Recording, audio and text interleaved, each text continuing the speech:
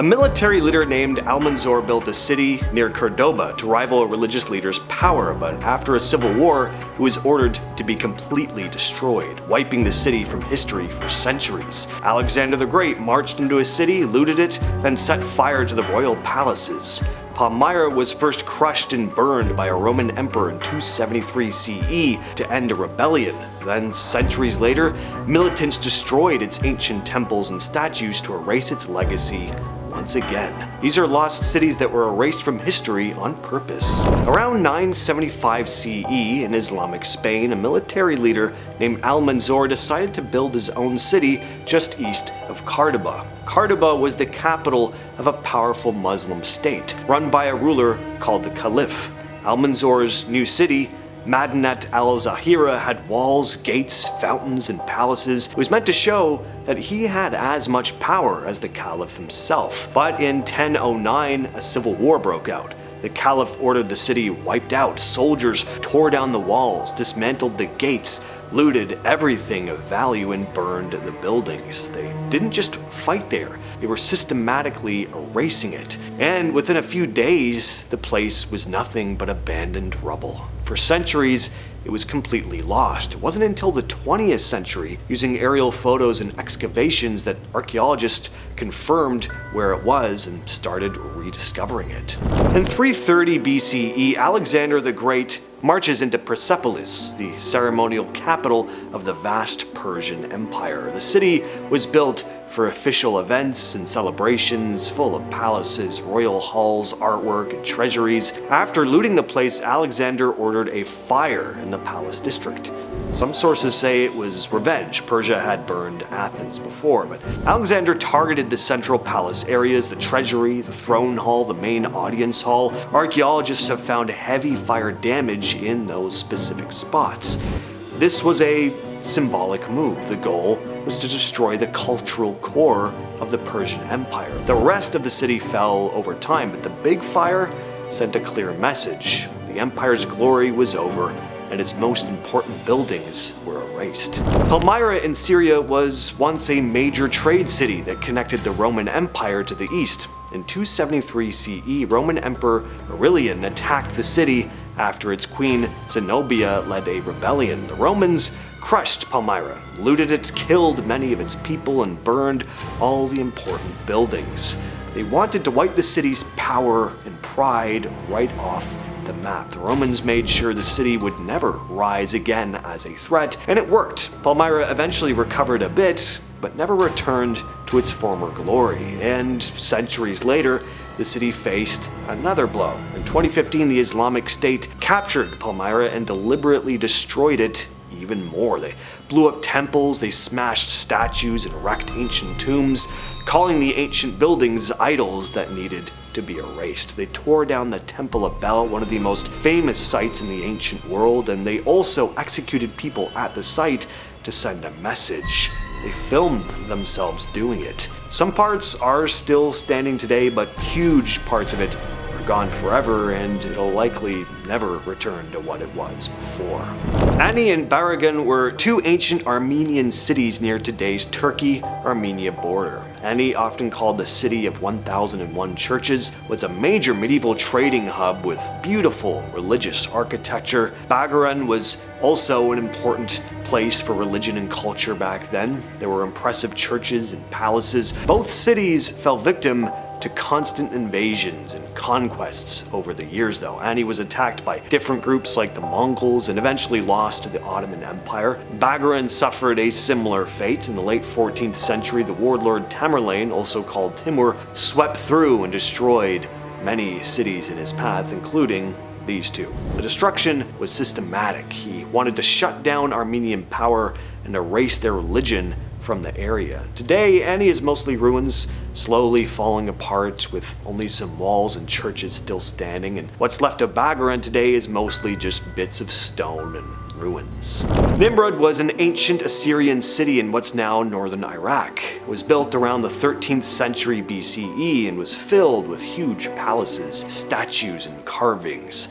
The city was famous for its winged bull statues and detailed stone panels that showed battles and ceremonies. For a long time, the ruins stood as this powerful piece of Assyrian history.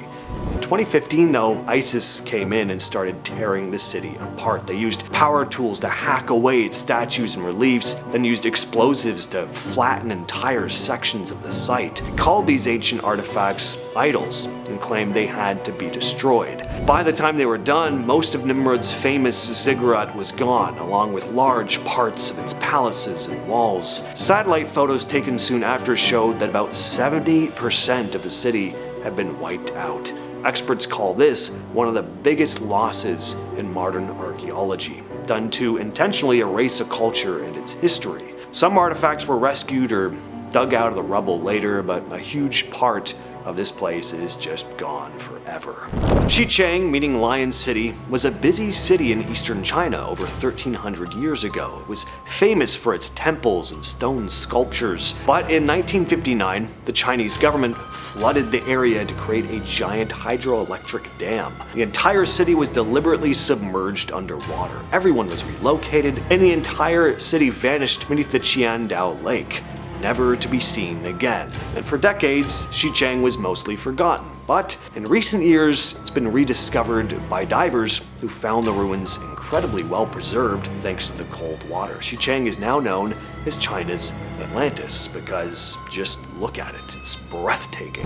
Atemeneke was an enormous ziggurat, basically a step tower. In ancient Babylon, now southern Iraq, it was built as a temple dedicated to Marduk, the main god of Babylon, and was said to be one of the tallest structures in the ancient world. The tower symbolized the power and religious importance of Babylon's rulers. They really wanted to reach the gods. Over the centuries, the city was attacked and changed hands multiple times, though. By the time Alexander the Great conquered Babylon in 331 BCE, the ziggurat was already damaged and partially collapsed. Alexander planned to rebuild it, but he died before that ever happened. After his death, later rulers dismantled parts of the ziggurat. Stones from Atemeneke were taken and used for other buildings, and the temple slowly fell into ruin. Symbols of old religions and power were to make way for new rulers and beliefs, and by the Middle Ages, the ziggurat was almost completely gone. What's left now are just foundations and scattered bricks.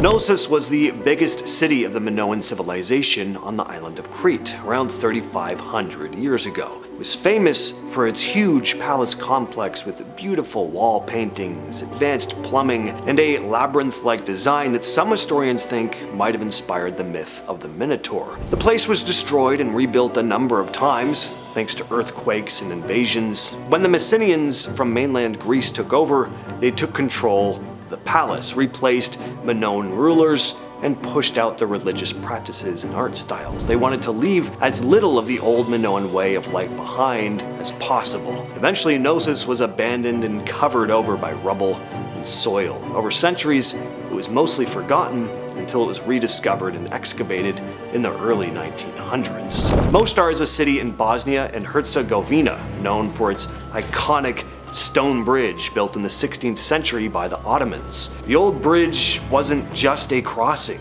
it was this symbol of unity between the city's ethnic groups, standing for hundreds of years as a connection point between the East and West. During the Bosnian War, the bridge became a target. In 1993, Croatian forces deliberately shelled and destroyed the bridge. It was an act of ethnic cleansing, aimed at tearing apart the city's traditions and identity. When the bridge fell, it was like the city's heart had been broken, cutting off ties between the communities. After the war, rebuilding the bridge became a symbol of reconciliation and peace, but the one that had been standing there for centuries was gone forever. Great Zimbabwe was part of a powerful African kingdom that existed from the 11th to the 15th centuries. The city was packed with huge stone walls and towers, some standing over 30 feet tall. And what's wild is they built all of it without using any mortar to hold the stones together. It was the center of trade, pulling in gold, ivory, and goods from as far away as China and the Middle East. This was a wealthy, advanced place with skilled builders, rulers, and traders, but After the kingdom declined, parts of Great Zimbabwe were broken down on purpose by groups that came later. Then, when European colonizers arrived, things just got worse. They could not accept that Africans had built something like this, so they straight up denied it. They just claimed it must have been built by outsiders like the Phoenicians or people from the Middle East, just to avoid giving credit to the Africans, heaven forbid. So for years, the site was ignored or misrepresented in history books to fit those racist ideas. This was a very clear effort to bury the real story. I've been your host, James, and I will catch you, yes, you specifically, in the next video.